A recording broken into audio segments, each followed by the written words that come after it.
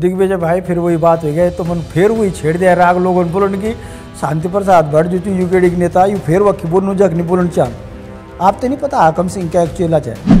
अब अगर ये परीक्षा रद्द होगी तो वेगा फिर 5 सालों को पिछले अरे अधिकारी भी धामी बना हुआ है, धामी अधिकारी बना हुआ है, सब एक दूसरे को बचाने पे लगे हैं। मेरी बात को समझना आप, एक खान वो भी हरिद्वार का वो मोबाइल अंदर ले जा लेता है।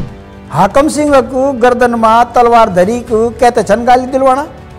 जब आरोप की बात आती है तो धामी जी की जय जयकार करने के लिए भी फर्जी लोग गाड़ी से भर भर के ला रहे हैं और धामी जी अपने ही गुर्गों के माध्यम से हरिद्वार के एक सांसद को घेरने के चक्कर में हो ये कह दे कि 60-60 फुट गड्ढे खोद के धामी ने पूरा राज्य का खनन करके राज्य खत्म कर दिया। वो लगता नहीं है कि लोकतंत्र प्रणाली में एक अलग कैरेक्टर शुरू हो गया है। नमस्कार, आप देख रहे हैं तहलका डिजिटल में हूं आपके साथ दिग्विजय चौहान और आज हमारे साथ खास बातचीत में मौजूद हैं उत्तराखंड क्रांति दल के केंद्रीय प्रवक्ता शांति प्रसाद भट्ट जी।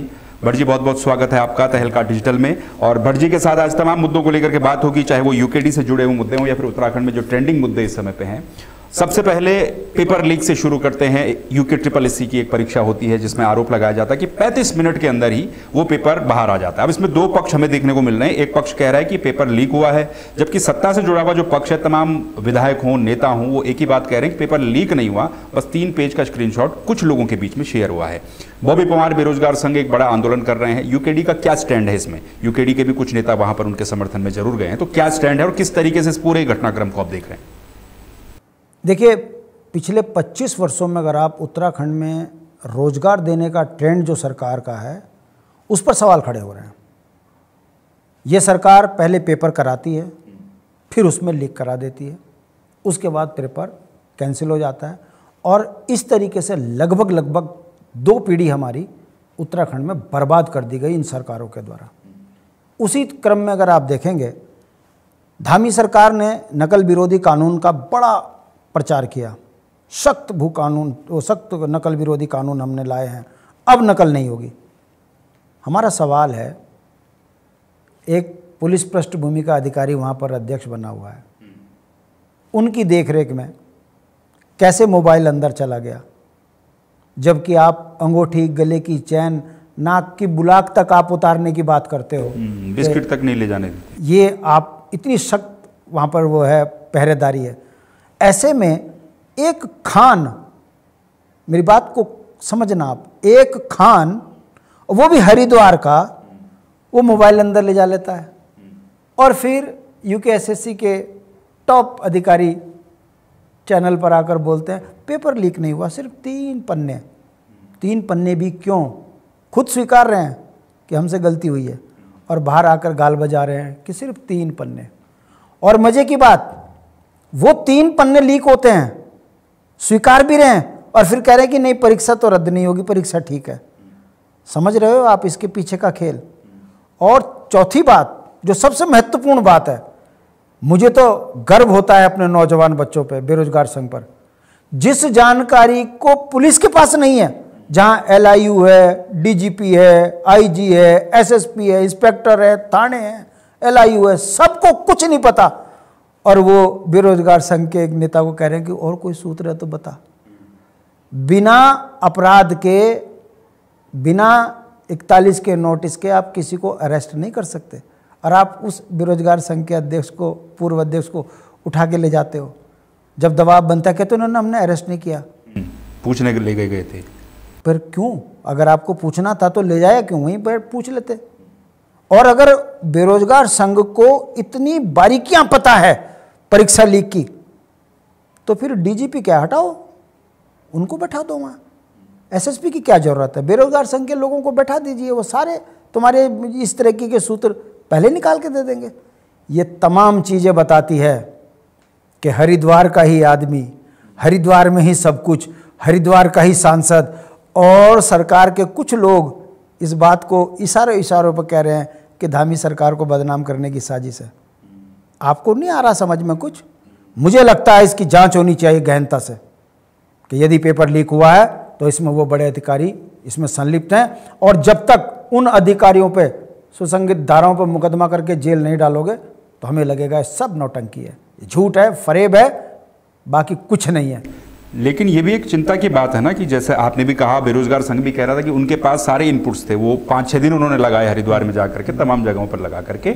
ये बड़ा गंभीर विषय है कि पुलिस के पास, एलआईयू के पास ये जानकारियां नहीं है। कुछ समय पहले जब कुछ दिन पहले प्रधानमंत्री मोदी आए थे तो चमोली वालों ने कुछ आरोप लगाए थे वहां पर कि जो आपदा प्रभावित थे उनकी जांच करने एलआईयू चली गई, पता चला वो कांग्रेस पृष्ठभूमि के हैं, इस वजह से उन्हें प्रधानमंत्री के सामने नहीं भेजा गया। तो ये तो बड़ा गंभीर विषय है कि जो काम पुलिस को, एलआईयू को करना चाहिए था वो बेरोजगार संगठन कर रहा है। यही तो एक बहुत बड़ा चिंतनीय विषय है। लोकतंत्र प्रणाली में हम लोग अपनी सरकार चुनते हैं। सरकार किसी भी विचारधारा की हो, अगर वो सत्ता में है तो वो सबकी सरकार है। और सरकार का दृष्टिकोण क्या है? पार्टी वाइज देख के। मोदी जी के सामने आपने कांग्रेसी पृष्ठभूमि के लोगों को पहले बुला लिया, और जब पता चला कि ये अपना दर्द मोदी जी के सामने रख देंगे तो पटवारी से ये कहलवा दिया गया कि इन लोगों को उस रैली में नहीं रखा जाएगा। वो आक्रोश आप लोगों ने दिखाया, जनता में बड़ा उबाल मचा कि ये सरकार जो है बहुत पक्षपातपूर्ण तरीके से जो है सत्य को छुपा रही है। उसी तरीके से आप इस परीक्षा में भी देखिए, सरकार एक तरफ कह रही परीक्षा लीक नहीं हुई, कोई पेपर में जो है गड़बड़ नहीं हुआ, दूसरी तरफ हरिद्वार से बस भर भर के ला रहे, और वो यहाँ पर आकर सरकार की जय जयकार कर रहे कि नहीं नहीं परीक्षा तो रद्द नहीं होनी चाहिए, ये बहुत सही हुआ है। और आपकी जब चोरी पकड़ी जा रही है तो फिर आप बगले झाँक रहे। तो आप नहीं समझ रहे हो ये कितनी बचकानी हरकतें सरकार कर रही है।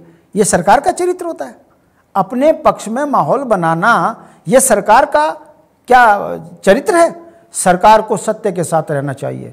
यदि गलती हुई है तो कार्रवाई सख्ती से हो।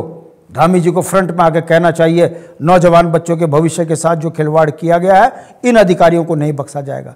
अरे अधिकारी भी धामी बना हुआ है, धामी अधिकारी बना हुआ है, सब एक दूसरे को बचाने पे लगे हैं, नुकसान किसका हो रहा है? एक इसी से जुड़ा हुआ एक सवाल ये है कि हरीश रावत कुछ समय पहले यहाँ पर आए थे तो उन्होंने कहा था कि मुख्यमंत्री दिखते हैं, सरकार नहीं दिखती है।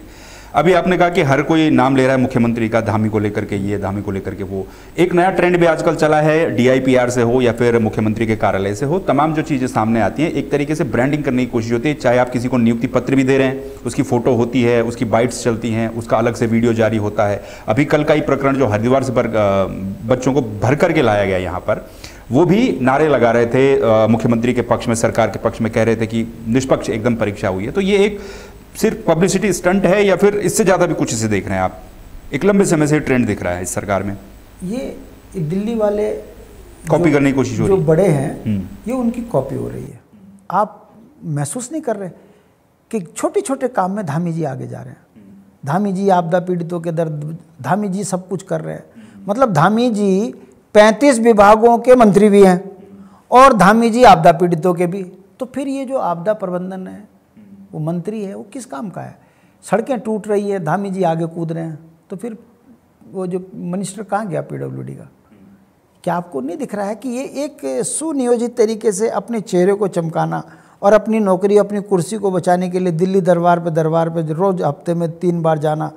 क्या आपको लगता नहीं है कि लोकतंत्र प्रणाली में एक अलग कैरेक्टर शुरू हो गया है, खुद को बचाओ राज्य भाड़ में जाए? ये उसी का परिणाम है कि परीक्षा भर्ती घोटाले में अब आप बताइए, आरोप अब धामी जी पे नहीं लगेंगे तो किस पे लगेंगे? जब आरोप की बात आती है तो धामी जी की जय जयकार करने के लिए भी फर्जी लोग गाड़ी से भर भर के ला रहे हैं। तो जब सब काम धामी जी करेंगे तो सवाल भी धामी जी पे लगेंगे।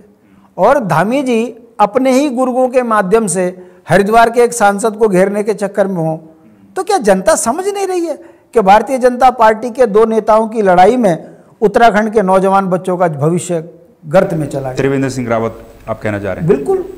जो संसद में जाकर कह दे कि मेरी सरकार खनन माफिया सरकार है, जिनका विधायक, सिटिंग विधायक पांडे ये कह दे कि 60-60 फुट गड्ढे खोद के धामी ने पूरा राज्य का खनन करके राज्य खत्म कर दिया, तो आपको लगता नहीं है कि वर्गों में बटी हुई भारतीय जनता पार्टी में दिख रहा है कि एक व्यक्ति पैसा कमाकर अपनी कुर्सी बचा रहा है और एक देख रहा है कि मेरे ही क्षेत्र में मेरी अनदेखी हो रही है, इसलिए वो जनता के बीच में आ रहे हैं।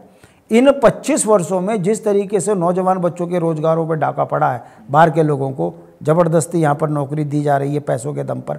हाकम सिंह के ऊपर यदि जेल के अंदर उसकी आवभगत ना होती तो क्या जेल से बाहर आने के बाद वो पुनः इस तरह के कामों में संलिप्त होता? यदि वहाँ सख्ती से उस पर कार्रवाई होती तो उसकी रूह कांपती। पेपर लीक कराने में, मगर वो तो बेखौफ होकर काम कर रहा है और सवाल फिर सब सरकार और मुख्यमंत्री कार्यालय पे लग रहे हैं। तो ये जनता अब धीरे धीरे समझ रही है और उत्तराखंड क्रांति दल जिस बेखौफ से जनता के सवालों को जनता के बीच में लेके जा रहे हैं और जनता समझ रही है, युवाओं का रुझान दिख रहा है। मुझे लगता है आने वाले समय में क्षेत्रवाद पनपेगा, भाजपा कांग्रेस उत्तराखंड से बाहर होगी, ये मेरा विश्वास है। अच्छा, एक कहावत भी है गढ़वाली में बोलदन की उनफुना चुलफुना उनफुन। हाकम सिंह भैर कब आ रहा है कभी पता नहीं चले, भैर कब आ रहा है हाकम सिंह, फिर तो इनका बार दोबारा काम शुरू कर ली, फिर दोबारा जो हाकम सिंह पकड़े गई। तो एक लगता नहीं है कि चिंता की बात को तो ये थी कि जो सख्त हम नकल रोधी कानून की बात कर रहे हैं उसमें हाकम सिंह कब बाहर आया वो किसी को पता नहीं चला, सुनने में आया फिर 1-2 प्रोग्राम में मुख्य अतिथि बन के भी गया। तो ये भी तो बड़ी विडंबना है कि सख्त था तो कहाँ था और फिर अपने काम में भी लग गया, मतलब डर नहीं है। फिर देखो दिग्विजय भाई, फिर वही बात हो गई तो मन फिर वही छेड़ दिया राग लोगों ने बोलन की शांति प्रसाद भट्ट जो यूकेडी के नेता यू फिर वक्की बोलू जख नहीं बोलन चांद।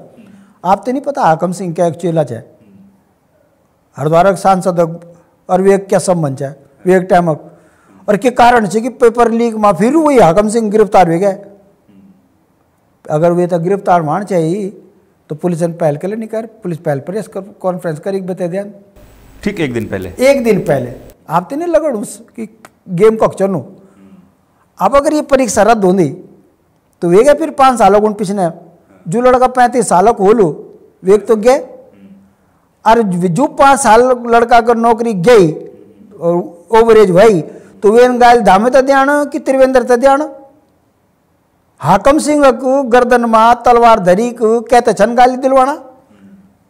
समझो हम शुद्ध नहीं छो बोलना कि उत्तराखंड में यू राष्ट्रीय पार्टियां कलंकित पार्टियां छन। जब तक यूं जाल में जनता फसली तो बच्चों बेरोजगार रहन, किसानन भूखमरी में मरण, ज्यादा जवाब दला बोल तो 5 किलो राशन यूं सत्ता पहले आड़ बाकी सूर्यास्त पहाड़ी बाकी सूर्यास्त और पहाड़ी मस्तक फर्जी जो ये नाटक चल दो ये कि सत्यता भी ये छुपाना चन। मैं आप तो बता दूं दिग्विजय भाई, सूर्य अस्त और पहाड़ी मस्तक पिछने एक जो मूल मंत्र छो अगर आप गांव में रह दो तो गांव में परंपरा छो कि सुबह 4 बजे लोग खेतम चल जान छे, बच्चा स्कूल जनानी जो छन वो अपन जंगल चल जान 7 बजे तक सब काम निपट जाना और शाम 4 बजे 5 बजे जुमे के टाइम मान छे और सब घर में इकट्ठा मान छे। तब वे टाइम डिंडोल में बैठे के लोग चाय पानी पियन छे बोल चाह रहे बच्चा तीन क्या पढ़ी गाँव में क्या सब मतलब खुशहाली माहौल श्याम दा वहाँ है।